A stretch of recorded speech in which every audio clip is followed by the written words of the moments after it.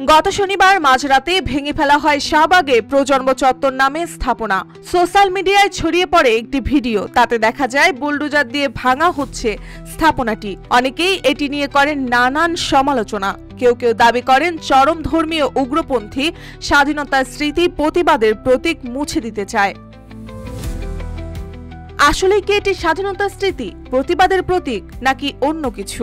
বিভিন্ন তথ্য বিশ্লেষণ করে জানা যায় শাহবাগে প্রজন্ম চত্বর নামে দাবি করা স্থাপনাটি এ ধরনের কোনো প্রতীক হিসেবে স্থাপন করা হয়নি, বরং এটি নির্মাণ করা হয়েছিল বিজ্ঞাপন স্থাপনা হিসেবে। সমৃদ্ধির পথে এগিয়ে যেতে দরকার ইস্পাত দৃঢ় ভিত্তি। তাই স্থাপনার স্থায়িত্ব নিশ্চিত করুন সর্বোচ্চ মানের ZSRM broadband. ZSRM, bond to bond.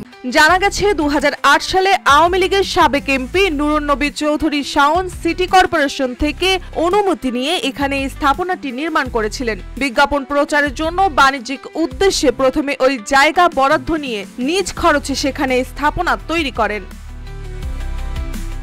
এটি তৈরির পর সেখানে বসানো ডিজিটাল স্ক্রিন থেকে বিকট শব্দ আসার কারণে এবং অতিরিক্ত আলোতে মানুষের সমস্যা হওয়ায় ঢাকা বিশ্ববিদ্যালয় কর্তৃপক্ষ ও শাহবাগ জাদুঘর কর্তৃপক্ষ স্ক্রিনটি সরিয়ে ফেলার অনুরোধ জানায়, কিন্তু প্রভাব খাটিয়ে তিনি এটি সরাননি। পরে সিটি কর্পোরেশন সেখান থেকে ডিজিটাল স্ক্রিনটি খুলে ফেলে। এরপর ক্ষতিপূরণ চেয়ে আদালতে মামলা করেন নুরুন নবী চৌধুরী শাওন। এটি ভেঙে ফেলার আগে কয়েক বছর ধরে স্থাপনা অনেকটা পরিত্যক্ত অবস্থায় ছিল। এখন গৃহায়ন ও গণপূর্ত মন্ত্রণালয় এটি ভেঙে সেখানে জুলাই মনুমেন্ট স্থাপনা তৈরি করার সিদ্ধান্ত নিয়েছে।